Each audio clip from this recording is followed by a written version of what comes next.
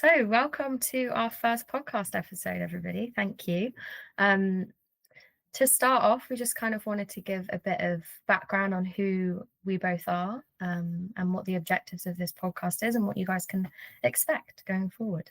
Um, so, Armin, do you want to kick off and let us know what your interest in AI is and kind of how you got to this place? Hi everyone, I'm Armin Razavi. I am a technologist. I started life as a civil engineer, and I studied a PhD in engineering, computational fluid dynamics, and then I went into the technology world. And I've been working in technology for the past 25 years. But over the past few years, I've been focusing a little bit more on AI and how it shapes our lives and work life and how it shapes engineering in general. So that's where my interests are in AI, and I'm really looking forward to co-hosting this podcast with you, Stella. And who are you, Stella? Thank you, Armin. Um, so I'm Stella Maud. Thank you for everybody for listening. My interest in AI started really during my undergrad. So I did a psychology undergrad, and we focused a lot on cognitive science and neuroscience. And there's quite a clear overlap there between those topics and AI. I think fundamentally what AI is trying to do is match or exceed human capabilities. And yeah, so I kind of fell into it through that path. And it's progressed quite naturally from there. I spent about 3 years doing technology consulting, so advising companies on primarily AI and data governance projects. And now I'm returning back to academia, and I'm currently a master's student completing my master's in AI and adaptive systems. So, yeah, looking forward to getting stuck into this podcast with you as well, Armin. Yeah, I have a very keen interest on data governance and data strategy in general and how it Mm, affects AI, because without good data, you're never going to get good AI. mhm. But Absolutely. Yeah, it's foundational. yeah, absolutely. So why are we doing this? What is this podcast about, Stella? So this podcast is the intent of the podcast is to kind of complement the event series. So Conversations on AI exists as its own entity. It's an event series that you'll hear more about in the rest of this episode when Armin talks to our guests. But the intent is to kind of create a space in these podcasts to give the guests who speak at the events more of an opportunity to kind of dive deeper into their topics and their point of views, um, while we keep the ethos of Conversations on AI. So again, you'll learn a lot more about what the broader event series is trying to do, but we try to create a space for critical AI topics to kind of be spoken about in a very accessible and interesting way, with very balanced views. So we're kind of hoping to create that space in these podcasts in more of a longer format, which should be really good because everyone comes to the events and they say we'd like more, we'd like more discussion. So we're hoping that this is a space for that. That is really exciting. And for this first conversation, I'm talking to the founders of the Conversation on AI organization, who Hmm. are Annabelle, Tracy, and Brian. And more of that following this. Yeah, enjoy. Hello, this is Conversations on AI, and I'm Armin Razavi.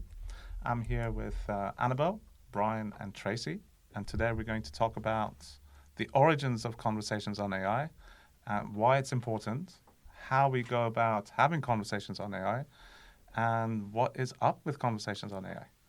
So I'd like to start with Annabelle. Not how you got here, but who are you? That's such a big question. Having done a philosophy master's. So I am Annabelle Gillard. I've got a background in financial services, in investment management specifically, and building strategic relationships and institutional businesses. But I got really interested in ethics and trust and how it was underestimated. The importance of it, I think, is underestimated in business and in economics. And I was also watching some of the friction around some of the AI transformation that was happening within my own sector. And I thought if this is happening on a broader scale, then there are some really big questions for humans to think about. So that's what led me into Conversations on AI. Excellent. And tell us a little bit about your background. Where do you come from? What have you done in your life? My life. Well, I always used to say that ethics has been a side hustle because I got interested in this from a really early, from the moment I joined the city, which happened also by accident. I was just looking for a job, found myself in investment management, couldn't understand why there was this sort of sense that if you weren't being sharp-elbowed, you were somehow not being commercial. That there's almost an expectation that you have to be slightly on the cusp of ethics to be doing the job properly. And I thought, but hang on a minute, actually our role is to be trusted, and you're building relationships that are supposed to last over several years, so surely this matters. And that started me down a journey that's taken me all the way here. So ethics used to be a side hustle. I got involved with my professional association on setting up their ethics committee. Then I got involved with the Institute of Business Ethics. Then I got involved with Blueprint for Better Business and discovered all the evidence there is about how important purpose is, much more important than the economic incentives in terms of financial performance and so on. So yeah, it just got me thinking that I think there's some things we've got wrong in our current setup and system, and I think we're not really very as human as we could be.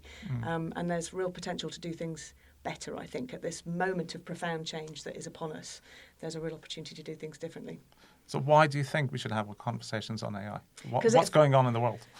What's going on in the world? Well, yeah, I mean, when we all met during the first ever Masters in AI and Philosophy, which Northeastern, or then New College of the Humanities, ran back in 2020. And we all came from different perspectives. But when we did that course, it was possible to read the entire literature that existed on AI ethics. Then it became difficult to keep up with what has been published this year, then this month, then this week. Now on a daily basis, it's quite hard to keep up with what's happening. So this topic and area has mushroomed. And clearly we've seen, take-up has been faster than any technology in history. There's a lot of people talking about really profound changes, whether you're in the Jeff Hinton killer robots camp or just in the job losses camp or in the radical abundance camp. There's lots of different people predicting huge dramatic change. But for most people, this is still quite new and quite unexplored. And that's why it's so important, I think, to have the conversations, because all of us are affected. And these really big transformational changes that are going to affect individual companies, every individual organisation, at a sector level, at a social level, at a national level are happening. And decisions are being made design decisions are being made amongst a relatively small group of people. So there's a line from disability activism that I like to use when talking about this, which is nothing about us without us. And I think that really applies with the technology issue to everybody on the planet. Everybody on the planet is going to be affected by these decisions. And so we need to have much more open, inclusive conversations, not just with tech specialists, but people who understand, social sciences and who understand creativity and from different parts of the world and in different languages. Obviously, we at the moment are only running this in London, but I think the concept of conversations needs to be one that is global, actually. Yeah. So I've come to a lot of the conversations on AI events, and you're a great speaker. You've got very good words about you. One of the things I noticed that you say at the end of your introductions to the sessions is, we want AI that is designed by 8 billion of us, not 8 billionaires. What do you mean by that? Yes, and I must credit Rachel Caldercutt, whose quote that is originally. She runs Careful Trouble, where she's actually just launched something called the Society for Hopeful Technologists, which is coming at it from a similar perspective to us, which is this isn't about being anti-tech. This is about being pro-tech and pro all the innovation and possibilities that's available, but in a way that takes people with us. So at the moment we have about 8 billionaires sitting in Silicon Valley running the Mag 7 and others that are bigger in size than individual nations' economies, are run by this tiny coterie of people who really represent quite a narrow slice of the human experience, and may not even be aware in some cases of the ethical or human implications of some of the design choices they're making. But there are 8 billion of us on the planet, and we're all going to be affected by the choices that 8 billion make. They are clearly going to benefit from it. There's no question that the economic benefits will accrue to those 8. It is as yet far less certain how much of those economic benefits will accrue to the rest of us. So the point here is both about design, I think, and also benefit. Yeah. I'm going to ask you a question that I didn't ask you in our preparation, just to throw you off. We talked about why we should have conversations, but you mentioned something earlier on about who should have these conversations. And you talked about technology people. Is it just the decision makers who should have these conversations? No, not in my view. And I think one of the reasons why we're seeing, the adoption rates and the delivery rates of projects around AI to be slower than forecast is because there is an issue around trust. And part of the reason for that issue around trust is that lots of people either don't understand it or they don't feel involved. There isn't autonomy. If you don't feel agency and autonomy about these changes that are happening to you. So I actually think it's really, really important that the conversations happen at different seniority levels, that they happen with different kind of disciplinary backgrounds, with different responsibilities. I think we need a real mix in the room. And something that we've found, and I'm really glad you've enjoyed the conversations on AI, is that getting that mix of people actually gives you a much richer conversation than if you just have one discipline or one age group or one of whatever it is dominating. You get a much, much richer conversation that benefits everybody. And again, one of the things that actually when we occasionally have conversations with corporates around, encouraging this kind of conversation. And one of the things that we've talked about is kind of cross-mentoring, where you actually bring in very, the younger people in an organisation who are much more digitally comfortable, but perhaps don't have the same institutional power or the understanding of context with some of the older people who are in, have the reverse experience. And actually you can have a kind of really shared beneficial arrangement if you kind of try and join up some of those age group differences. Your background is deeply rooted in organizational culture and business ethics, right? You're even a holder of the role of the Institute of Business Ethics. How do your experiences of ethics, finance, organizational culture, how do they come together in the work that you do? Yeah, it's a heady mix, isn't it? I got interested in culture because again, back in my experience in financial services, and specifically, I was working in some of the really big institutional investment managers who are shareholders in most of our companies, and I would regularly sit in on analyst meetings where you'd hear one company being we should buy the shares of this company or that company, and you'd get a presentation of ratios and all sorts of examples about how the product worked, what the market share looked like, and what the financial structure looked like. You almost never heard a peep about what the organisational culture looked like, how it was managing its people, insofar as it was normally sort of a gut instinct of, oh yeah, we quite like management, or we think management are high quality, which is quite different to a sort of structured and systematic analysis of how well people are being managed. In my personal experience, and not just mine, everyone I speak to, this resonates. Culture is one of, if not the biggest driver, both of organisational success and employee well-being. So I just thought there's this massively strange disconnect between the fact that our organisations are our people, and yet we're not actually incentivising or managing organisations in a way as if that matters. So that's really what set me off down that path into organisational culture, trying to figure out if there are ways that we can help financial services better price, a better reward, and better incentivise really good organisations, organisational cultures. And it really matters in a context of AI because where, I think we touched on a bit earlier, this isn't just a technological change. This change will be happening to the people in organisations. So whether you are managing that and getting the right combination of human and technology and the right combination of culture and system, or whether you're just, forcing through a technological change and leaving the rest of it to chance, will have a huge factor on whether you actually receive the return on that massive investments that are going into AI, let alone, then from the reverse angle, what do we experience as the 8 billion of us is by and large going to be determined by how those things are integrated and whether what we need as people and what's good for us as people is factored into that consideration. And it always takes me ages to try and explain all the things that the various things I'm trying to work on, but a friend put it really neatly for me last week, so I'm going to give you the 6-word answer, which is everything I'm working on is related to the idea that we need a future that is human first, by design, for good. And so that's where the AI ethics bit comes in. That's also where the organisational culture bit comes in. And it's also, I do some work on ethical frameworks for behavioural science. So when we're looking at influencing or personalising, can we do that in a way that's respectful? So I just want to stick on culture because I've worked in many different organisations, some of them longer than others. And I've seen if you stick around in a company, the culture changes. Yeah. The core root foundational culture is almost there, but it changes over time. It does. Do you see AI having changed any company's culture? I think it's going to change every company's culture. I mean, when we think about what culture is predominantly the beliefs within an organisation about what behaviour will drive success and what is the behaviour that suits around here. But the way culture is communicated and delivered is through behaviour and communication. It's through the team structure. It's through social interaction. So if we're all working in remote pods and no one's running into each other at the coffee machine, that will have an impact on culture. The nature of exchanges, where communication channels, meetings, the size and structure of teams, all of these things will have an impact on culture. As you rightly say, sometimes culture changes, and sometimes that change is a good thing, right? Quite often what got you here isn't what's going to get you there to the next place. But my question when I kind of pose this is, are you being intentional about it? Have you understood the really important parts of your culture that drive success? And have you figured out a way that you can take them with you and they can continue to be central even if the exact shapes of your communication channels and your team structures might look different? How do you preserve and enhance the bits that are going to help drive your success and keep your people motivated and purposeful and passionate and all that stuff? So one last question for you.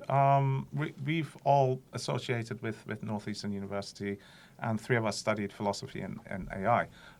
That wasn't enough for you. You went off to study behavioral science at the LSE. Yeah. Why and what does that mean, and how are these two things related? So, thank you. Yeah, well, the reason is because I found that my interest didn't exactly line up with where the academic discipline boundaries came to. So what really drove my interest in this whole area, and there are actually three things that drove me. The first was seeing the dysfunctional AI implementation within my own sector and thinking, crikey, if that's happening at scale, this isn't good at a people level or an economic level. The second was watching what's happening to political discourse and polarisation and thinking if some of that is a result from globalisation and people feeling economically left behind, that's nothing to what might be coming with automation, so we need to get ahead of it. But the third thing that drove me in here was this sense that through social media and our digitalising economy, we are increasingly being influenced for private profit, despite the kind of potential social costs. So some of the biggest employers of behavioural scientists in the world are the social media companies, and we're being experimented on in real time. If I press this lever, what happens there? And so, as we have an engagement model on social media, the desire is how do we get, if you're in that social media company, how do I get people to stay on my platform the longest? And after experimenting on all these things with us, the answer was outrage. Once you know that, the whole of the last 10 years makes sense, doesn't it? But so I was concerned about where we're being emotionally targeted or personal or influenced, the total absence of any kind of not only regulation but even guardrails about what good looks like, or even a requirement to publish it or be open about it, felt to me massively at odds with every other field of life, where if you have access to somebody's emotional state or if you have a position of influence, then there are all sorts of kind of fiduciary expectations around that, or duties of care or ethical guardrails. So my thesis when I came to Northeastern was emotional recognition technology requires enforceable ethical standards. So that sort of covers the ethical bit. But then I really wanted to explore further into how does the actual behavioural science work and how do we actually make that enforceable, which is why I did the... Just talking about the MA in philosophy and AI, which brought 3 of us together under Brian's kind of leadership. I have to say, we really loved it. Amazing. And wish we could continue. And part of the conversations on AI is that continuation of discussing AI in a much more ethical, much more philosophical manner. So I'm going to move on to Brian and ask him first to introduce yourself. I'm Brian Ball. I'm Professor of Philosophy at Northeastern University, London. I recently set up the Computational Philosophy Lab here and launched the Masters in Philosophy and AI at the predecessor institution, New College of the Humanities, back in 2020, I want to say, and as has been suggested, it was the first program of its kind that I know of, at least, and I think at all. Yeah, fantastic. I just want to tell a short story. I was dithering about joining the master's program, and in the summer of 2022, I think, I got a package from Northeastern, and in the package was a philosophy book and a tube of suntan lotion. And I was like, what is this about? There was a note in it that said, we hope you're looking forward to coming and studying with us. Read this book over the summer in the sunshine. Must apply the suntan lotion in case you get sunburned, because you're going to be so deep into it. I'm paraphrasing, but was that your idea? No, I wish it was. I mean, I think the sending of the books idea, that had been common practice for a while. I don't know if it still is our practice. And I certainly advised on which books were likely candidates for good reading over the summer. But it didn't occur to me that people leave their houses and read in the sun. So I wouldn't have thought to send sunscreen. So that was I'm a glad great somebody idea. had the protective instinct there. Yeah. So the number of what we want to talk about today is how should we have these conversations, and from a philosophical perspective, what's your perspective on this, and how did you inform the group on how to have conversations on AI? Yeah, I feel like I want to say two kinds of things about that. So one kind of thing is just to say that the way that the conversations need to be had is by engaging all kinds of stakeholders and with all kinds of expertise and background knowledge. So, we need to have interdisciplinary conversations, right? From an academic point of view, it turns out there's lots to know, and it's hard to know it all from the perspective of a particular kind of methodology of investigation. And so it's good to have different perspectives. In this domain, the two most obvious ones, from my perspective at least, are philosophy on the one hand, right? There's lots of theoretical knowledge of principles of ethics and why those are good principles and so on. I've also made the case in published work that actually other areas of philosophy are also deeply pertinent to AI, right? Theory of knowledge, philosophy of mind. These are areas where there's a bunch of, many years of refining sophisticated thought about how knowledge gets acquired, how minds work. If we're building AI systems, that's deeply pertinent. So there's, on the one hand, there's philosophy. On the other hand, obviously, there's a kind of engineering task of building AI systems that's conducted by computing engineers, AI engineers, computer scientists, basically. So those two disciplines need to be in dialogue, and of course they have different languages. It doesn't make it always easy to talk back and forth about the issues that matter in this space. But there's, of course, a bunch of other disciplines as well, social scientific ones, and more. And then the conversations also need to be kind of cross-sectoral, so academia is not enough, right? We sometimes talk about conversations bringing together the thinkers and the doers. That's maybe a little harsh on both academics and people outside of academia. But there's some, it's a punchy way of capturing a real distinction, right? Philosophers might be the sort of most notorious theorizers without always engaging in the questions of what practically ensues, right? Whereas often people working in business are trying to get the next thing done, trying to figure out how to do what they need to do, and not necessarily stepping back and engaging with the more theoretical questions that are, again, often pertinent. I mean, if you're trying to implement an AI system for your organization, you need to think about what kind of AI, right? There's a bunch of AI is a big, broad umbrella term. There's a bunch of different kinds of AI system, and so what kinds of strategies are likely to be effective. That's something that can be deeply informed by theory. So it's important to have various, also AI gets applied in all kinds of domains, right? So we need to have conversations that range across specific topic specialisms, as it were. And of course, it gets used by lots of people in lots of different contexts and so on. So I guess that's to say the conversation needs to be had in a broad manner, something like that. But then also, the other side of what I kind of want to say about that is, and here I do think, like, it's not exclusively a philosophy thing, but it is, characteristic of philosophy, right? Since Socrates was pestering people in the marketplace whatever it is, almost 2,500 years ago. There's a kind of way of pursuing discourse, right? Having interactions in words, right? Using words to converse. That is truth-seeking, open-minded, right? Good at discerning like relevant thoughts from irrelevant thoughts, right? When I teach people to write philosophy essays, I tell them that the one rule of, or the three rules of philosophy, I guess, are like relevance, relevance, relevance, right? Just like in real estate, it's all about location.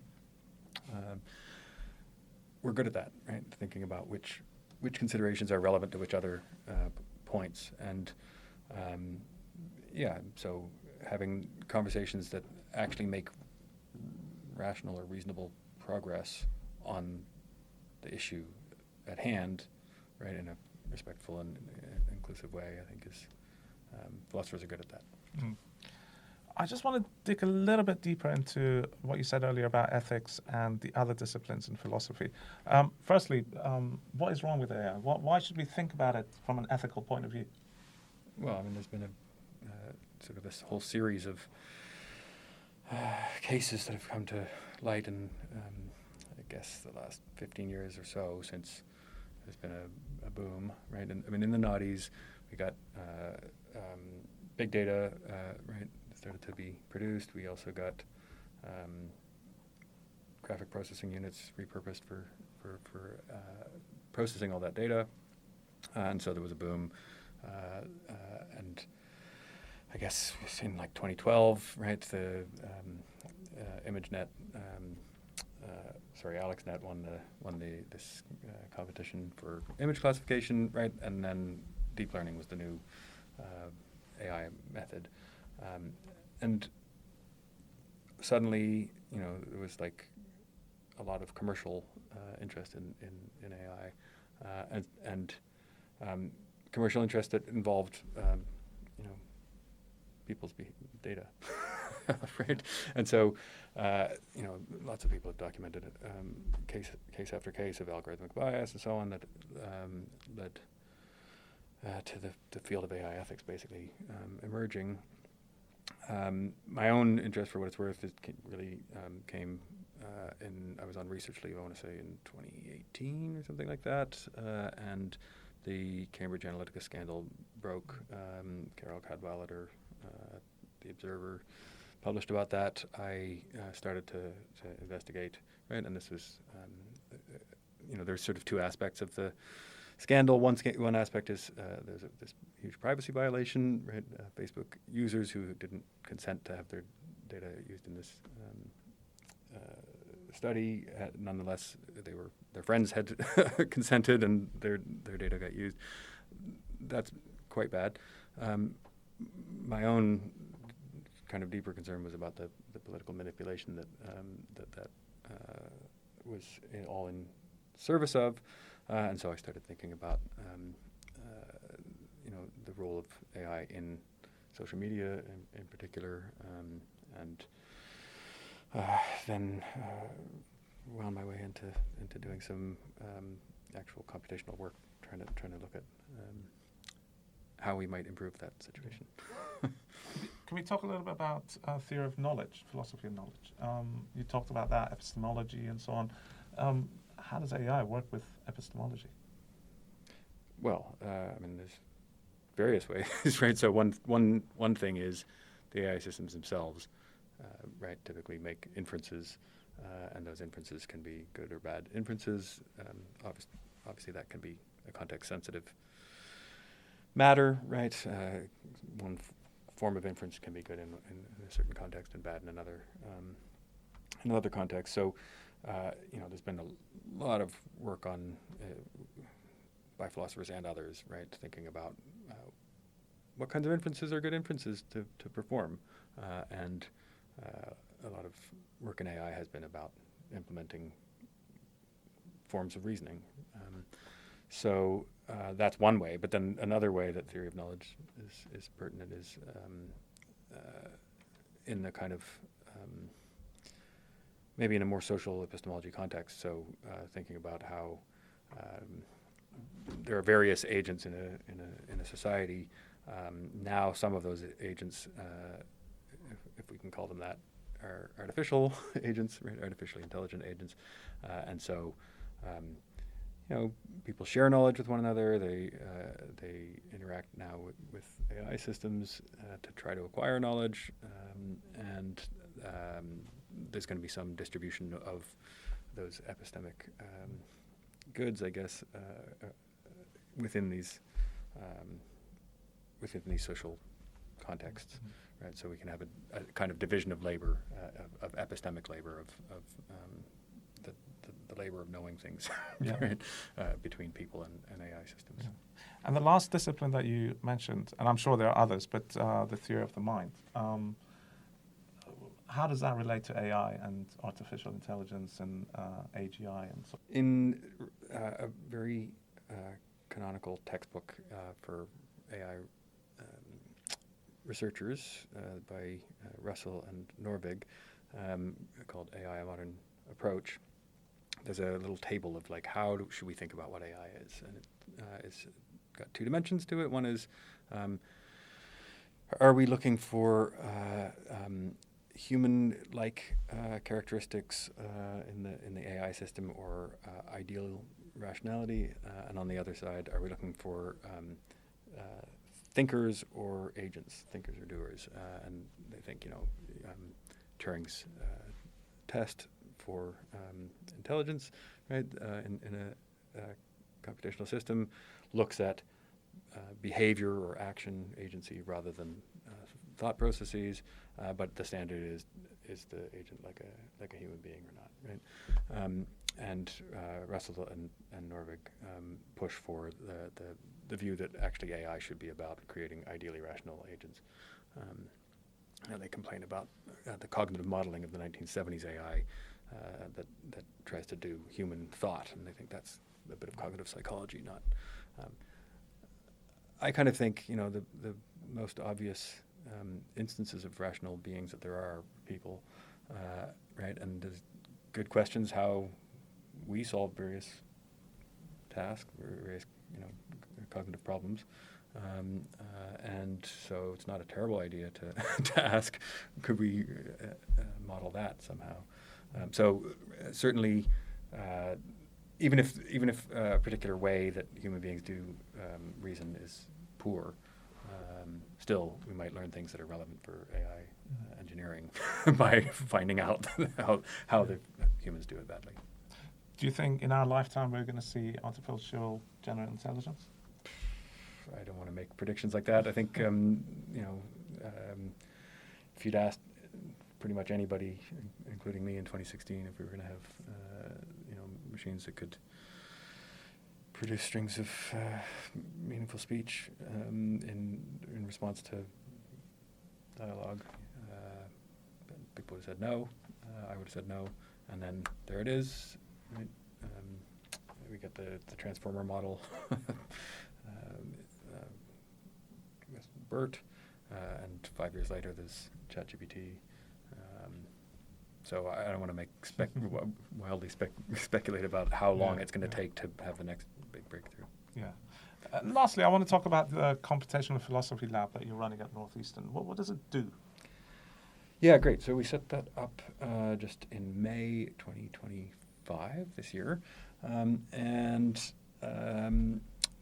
we are, I forget exactly what we said our mission is, but it's roughly to do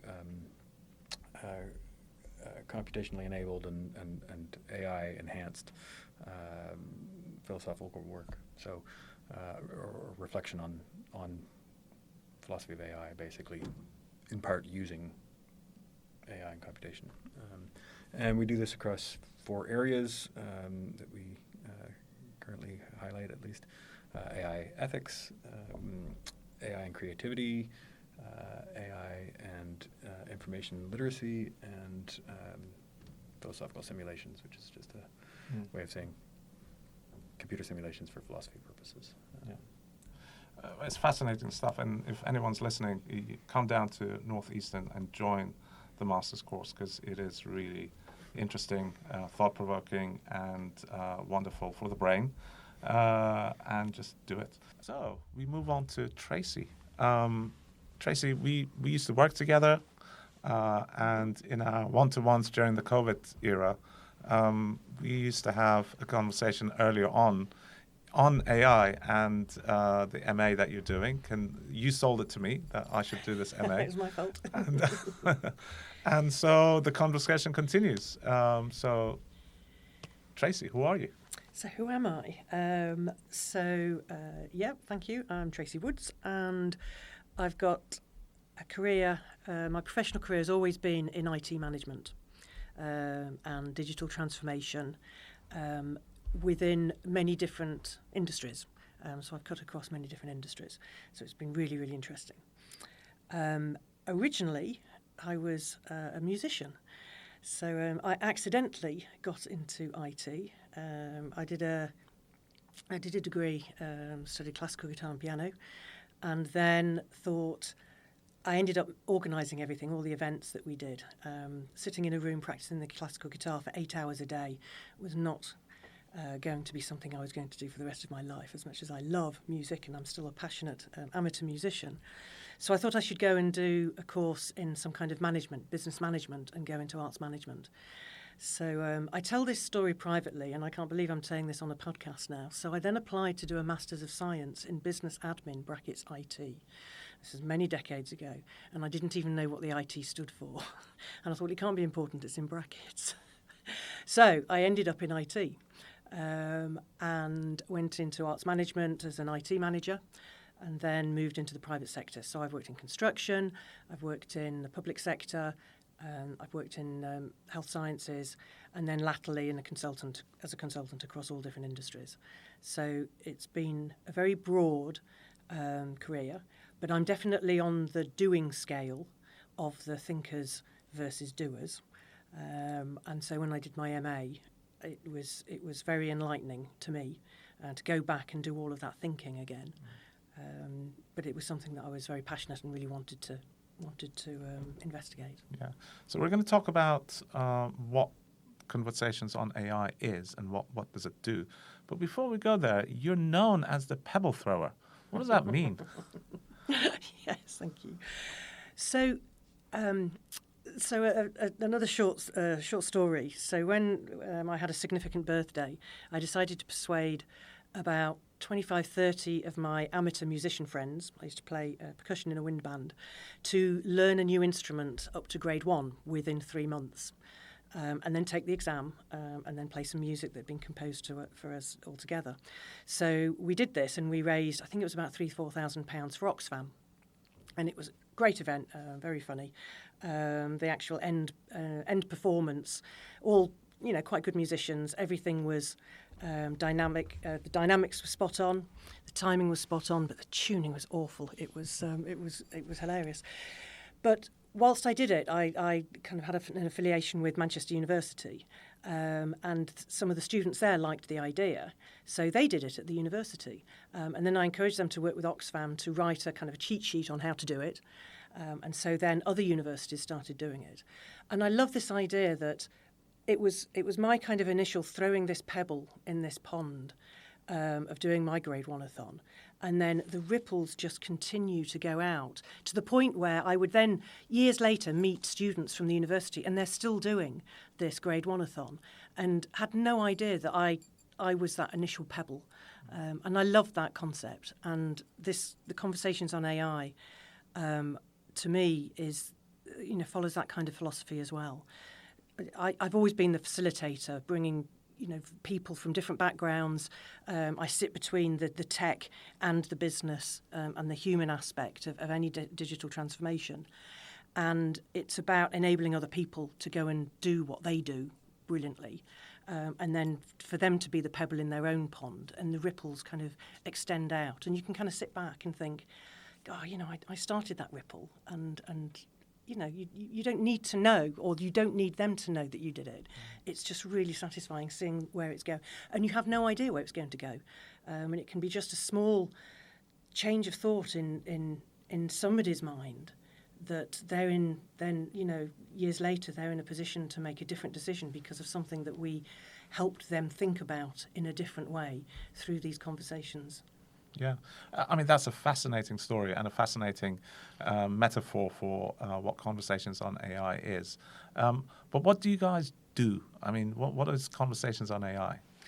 So what we do, so for the past 3 years, we've created the opportunity for in-person events where we pull together a panel of experts, usually 5 or 6 experts from very different backgrounds.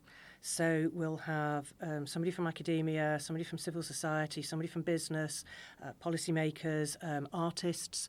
So we always make sure they have a different background, and we also try and make sure that they have different points of view or different angles of the question that we're posing. So we always have a specific industry in mind or question in mind. So be it, education, be it how AI is being used in innovation or creativity. So we get that panelist together and we get them to meet each other before the event. And then we have an evening event where people can sign up for free. And they come along and listen to each of their points of view, the panellists, and then have an opportunity to ask questions and challenge that. The audience itself breaks out into groups, and we've got to a point now where we have a number of repeat offenders who come along to every event, which I'm one of those. You are one of them, which is fantastic. And so people have got to know the format and actually encourage anybody new to follow the format. So we make sure that the groups that are breaking out in the audience, that also they're equally mixed. So there are always some students there, so they go out and make sure that they're permeating across the different groups. And then everybody comes back to the main event and feeds back any insights, any new points of view that they've heard, any challenges, back to the whole room. And it's amazing what kind of different points of view we get from the audience. And then inevitably we usually have a few drinks and nibbles afterwards, and we are usually booting people out at the end because everybody then has a license to go and talk to anybody, and so it's a fantastic networking event. But everybody carries on conversations. The format is really good, and I've enjoyed it every session that I've been to. Brilliant. So walk us through some of the topics that you've discussed. So we had education as one topic, and that was looking at how we create responsible AI within the context of education. And we had a lot of some academics from education. We had the Turing Institute there, and somebody from a startup who creates AI tools for the use by educators. So again, lots of different points of view, and it was, I think the outcome was, well, actually, we don't really know what responsible education is, let alone responsible AI. But also another real key insight was we can't think about responsible AI without the context of the context that we're talking about. So there's a lot of very good thinking already gone on in the education sector, which then be applied to AI. So it was, whilst you think it's a bit of a chicken and egg, actually the thought processing process that's already gone on in the education sector needs to be applied to AI. And so the AI element doesn't sit on its own. So I think that was a really interesting insight from there. We've also covered innovation. We're very lucky that Ford hosted that for us, and looking at how AI can encourage innovation. So not so much AI as an innovation, but actually how AI is actually encouraging innovation across many different industries. So we got some great insights there.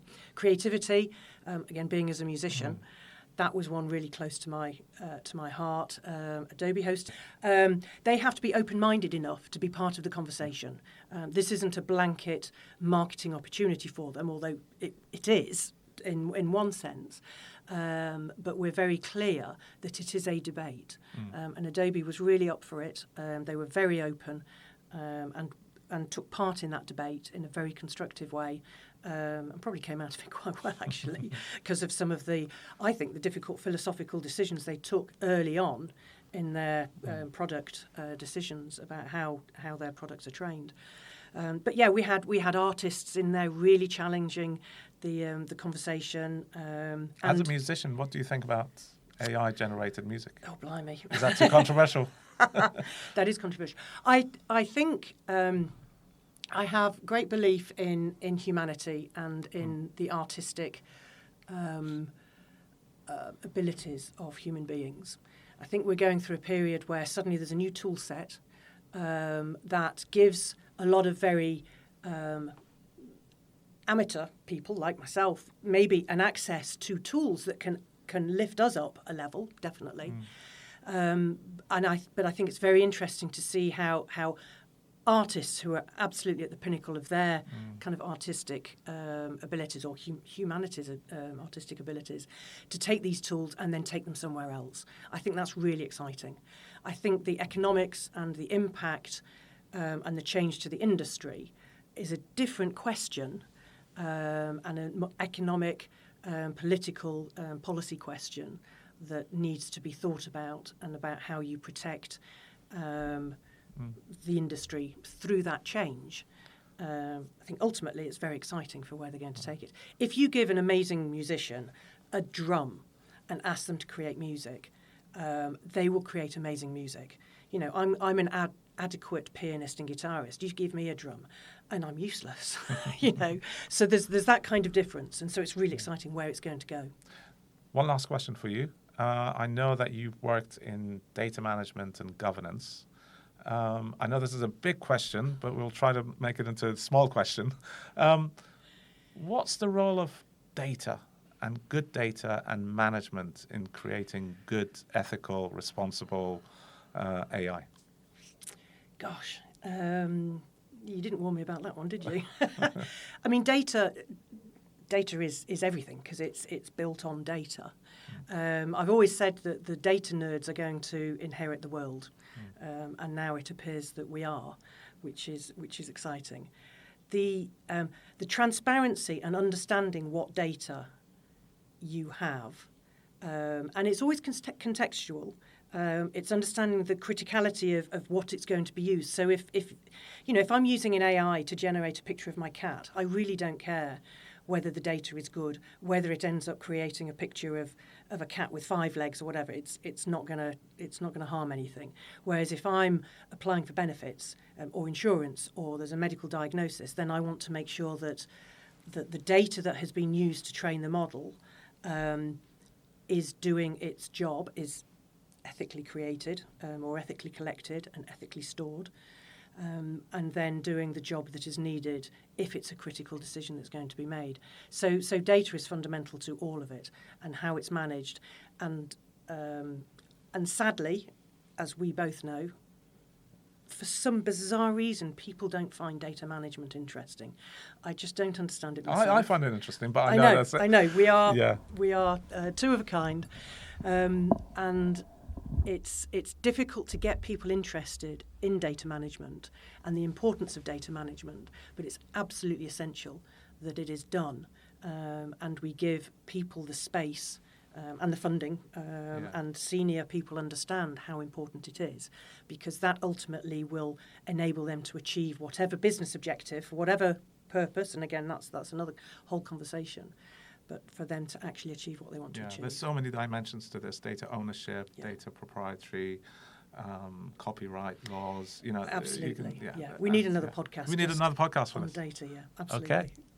So we've talked to the three of you about what is Conversations on AI, how should we do it, and why should we do it.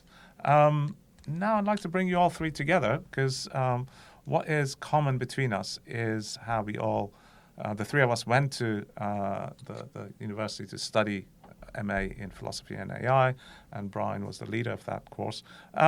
What do you guys think about the course? How did you come out of it? And maybe Brian, chip in and tell us about the kind of students you had, and how does it work out, and are you happy with the course? Open forum.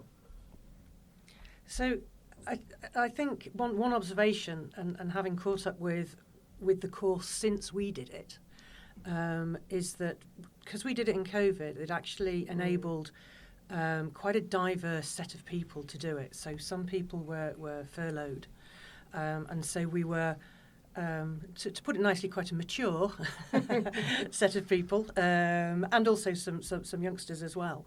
So that diversity of experience and thought that came in really enhanced my learning experience. And yes, the MA was great, blew my mind in a lot of what I learned. 100%. I'd never done philosophy at all, so that was completely new discipline to me, which was quite a challenge. Yeah, and we suffer by not being able to take that philosophy discussion into the pub, which I think is normally a critical part of the trying to do a philosophical debate over Zoom is a little challenging, particularly when you don't know the other people. No, you know, absolutely. actually, you know, we'd not met face to face, a lot of us. But that diversity enhanced the experience of the MA. The subject matter was fantastic, and it enabled us to have very broad conversations. And, you know, what I found was that exactly that conversational element of it. You know, I've come from an engineering background. I'm used to being lectured at in the university. You learn the formulas, then you go and apply them. But this was a multi-faceted conversation between people, and the openness was amazing. Brian, how does this compare with the other courses that you've been involved with? Well, I mean, philosophy programs are all great, but this program in particular is like the gift that keeps on giving. So, I mean, just, you know, as Tracy said, we have had a pretty wide range of people take the program, which is really nice. I should say, I mean, the program basically was set up with the option to combine a bit of data science with philosophy. The idea being that you can't, you know, do philosophy of AI too much without knowing something about the technical details and what's going on under the hood. So, right, so we've had people on the program that come with an IT background and they don't want to do the data science. They don't take that option. They learn all the philosophy, right? Or, but equally, I mean, I think that first cohort, we had an architect, we've had musicians, we've had artists involved, right? Art gallery curator, I think, was one of our students, and then there's people with philosophy background as well. They've done a philosophy undergrad, and they think, well, obviously AI is the big topic in the foreseeable future, so right, let's specialize kind of in that. So it does bring in a broad range of perspectives. Also, I mean, I haven't looked at this recently, but last time I looked, we had people on the program in every decade of life from their 20s to their 70s, right, which is like unusual. It's unusual to have people talking in this kind of reasoned and open way across all of these perspectives, and I think that's really valuable. And you know, there's been various follow-ons, right? Our alumni have done very cool things, and including getting this sort of conversations going. And now we've got a podcast. It keeps on giving. Yeah. And to pick up on that, the impact. I mean, it was for me, and I think for many. It was life-changing. Yeah. Because it really makes you think in a different way, and it gives you tools to think in a different way, and then exposes you to a lot of different things. But again, I think the impact of giving that opportunity for many people to start thinking in a different way. When you think what some of those people have gone on to do, you know, we're here doing this, but actually some of the other alumni are in really pivotal roles within the government, within large organisations, within civil society, where they're bringing that thinking and helping other people think and influencing policy, you know, at many different levels. So the impact of the alumni is increasingly important, I think. Yeah, Tracy, I mean, we used to work together way back before all this. And something you told me about after you did the course was that not only did it affect your occupational life, but it affected your personal life as well. You were using philosophy on a day-to-day basis. How did that go about? I'm trying to think what you're referring to, probably. I think my husband would probably have a point of view. You're nodding, aren't you? That's what you said. I didn't want to bring that up. But no, you're you're right. I remember having this conversation. Did you have better arguments? So did we have that argument? It made me a more thoughtful person to have robust discussions with. And it made me think about how I might position an argument or a discussion rather than argument. So yes, it did. It changed how I could actually interact with other people in a constructive way, I think, although some people might not necessarily think it was that constructive. He's not in the room. He's not in the room, yeah. Poor chap, he marries somebody who then goes off and does a philosophy degree the next year. And Annabelle, has it changed your life? Well, actually, I think barely a day goes by where I don't have a moment of recognition that I've seen something slightly different because of what I've learnt in philosophy. And I think one of the things that's really stuck with me is this idea of necessary but not sufficient. And I notice that all the time now, and whether a case has been made, whether enough evidence is there, and also whether spotting holes in logic in an argument, thinking actually you've just made an assumption, you've just jumped from A to C, and that there was a B there, and I'm not sure we can actually don't we need to clarify that B. So I think it does give you a rigour, which probably makes us slightly more irritating people to work with, but I think it probably improves the output of the work. I notice it all the time. And the flip of that is, I think I've always been somebody who will see lots of different points of view, and sometimes I've perceived that as a weakness in myself. With a business background, particularly in some of the industries I've worked in, you're taught, if you've got sharp elbows, you were referring to this earlier in the finance sector. And you've got to be really assertive. And I remember somebody giving me advice in my kind of first private industry job. It's like, if you don't know the answer, for goodness sake, don't admit it. Just say, I'll get back to you, and then go and find out what the answer is. And that was in the construction industry. And that is probably the worst advice I've ever been given. And so this course then allowed me to almost validate that that's not a bad way of being, seeing different points of view and understanding that there are many different ways of looking at something. And it gave me more of a structure and framework to allow myself to be like that, and then also to encourage other people to be like that in that sense. I don't do ancient philosophy, but I'll bring Socrates back into this for the second time. Because, of course, he's famous for saying that the only thing he knows is that he doesn't know anything. Right. Right. It's like ignorance is an acceptable position. I often say, actually, like to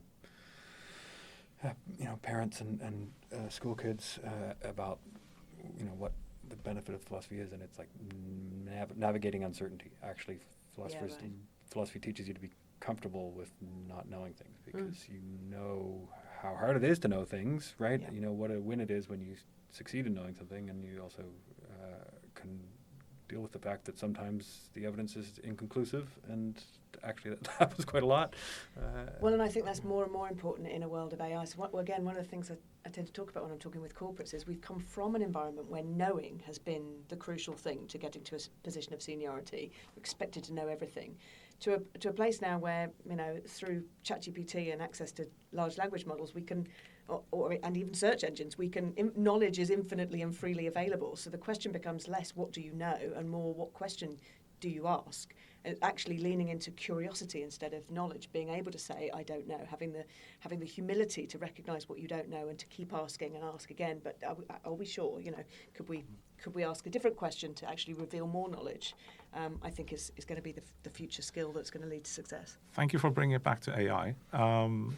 So obviously one of the things that you guys have decided to do is have this podcast as part of the conversations on AI. What else are you planning? What else are you cooking in terms of, the future of conversations on AI? Well, we're looking to expand the number of events we do, for a start. Up till now, we've been doing about 4 a year over the past 2-3 years. And they've all been in person. And that's been very important to us, because we feel the kind of Chatham House rules approach, it encourages robust but constructive debate within the room. We want to extend that somehow We now have quite a strong online community, but we want to facilitate online events as well. So we're having a think about how we do that, but maintain that safe space, but that safe space with respect and all the good values that we make sure happen in the in-person events. But also putting it on another footing as a community interest company means we can apply for some funding so that we get a bit more formality around getting the venues and getting other organisations involved, but doing research as well, because we think there's a real gap to look at the value of these intersectional conversations. And I know, Brian, you've got some good ideas on that. Yeah, I was just going to say that, you asked me about how the conversations should happen, and I think in the opening event in the whole series, I chaired, and I said something by way of introduction about the importance of kind of translation research, right? So part of the reason why it's important to have interdisciplinary and cross-sectoral conversation, at least from the point of view of a philosopher who can get stuck in theorizing without application, is that you need to put those theories to the test, right? That's actually part of knowledge acquisition, right? So there's there's a research element to having the conversation. I think it's pretty, again, people without humanities backgrounds, I think, tend not to think of like conversation as a research method, but actually is a research method. And right, we can put theories of ethics to the test with particular cases that arise in particular sectors, in particular contexts, and that might be illuminating, right? It might just disseminate knowledge of the ethical theory to the parties who are facing the practical problem, but equally it can go the other way and right, provide confirming or disconfirming evidence for the theory of what ought to have been done in cases like that, right? So that's part of the research agenda. I think there's more that can be said there too, but. Yeah, I think that could be really powerful for our community to start seeing that the issues that are raised in these conversations actually start to trigger academic research and to create the more knowledge and more understanding. I think that's a hugely powerful aspect, and we'd love to see that kind of virtuous circle start to emerge between the people who are coming and then the researchers, and then you really get that kind of interaction. Have we missed anything out? There's one thing I'd like to say, actually. One of the things we say at the beginning is that no one person is an AI expert. I've just realised there's actually there's perhaps a callback to Socrates there, because one of the things we're saying is no matter what your expertise, no matter which direction you've come from, no matter how much you know, no one person can hold all of the understanding around AI in their head. It's just not possible. It actually requires not only a collective intelligence, but this sort of curiosity that we've talked about before. And one of the things I get a real kick out of in the conversations is seeing people come in with, vast expertise in their particular area, but no matter what that expertise is, everybody comes out having thought about something from a new perspective after the conversation, including the panelists typically, who often end up being one of the most engaged breakout groups. When we get into breakout groups, the panel often are making connections and then going off and continuing that conversation afterwards. Everybody tends to come out thinking, I've learned something, or I've thought about something in a different way, and it really creates that value or widens perception of the value of bringing different disciplines together and how far we can get if we actually all have this conversation together. And the ripple continues. Yes. Keep the pebble in your pocket. No, I was just going to say that we should make sure to plug our next event, which is on the 25th of November. Definitely. We do have a series of events in the works with a bunch of good topics that we're looking at: AI and the media, AI and data, AI and the digitally excluded. Systems change. All sorts of exciting topics, and people can check us out at our website or on the Eventbrite app if they look up Conversations on AI, or they can find our group on LinkedIn. Yeah. So this has been great. I've really enjoyed it. It was our first Conversations on AI between Tracy Woods, Annabelle Gillard, Professor Brian Bell, myself, Armin Razavi, and our esteemed sound engineer, Piers Ballestieri. We wouldn't have been able to do this without him. Looking forward to more Conversations on AI. Thank you. Great, Yeah, thank you. thanks.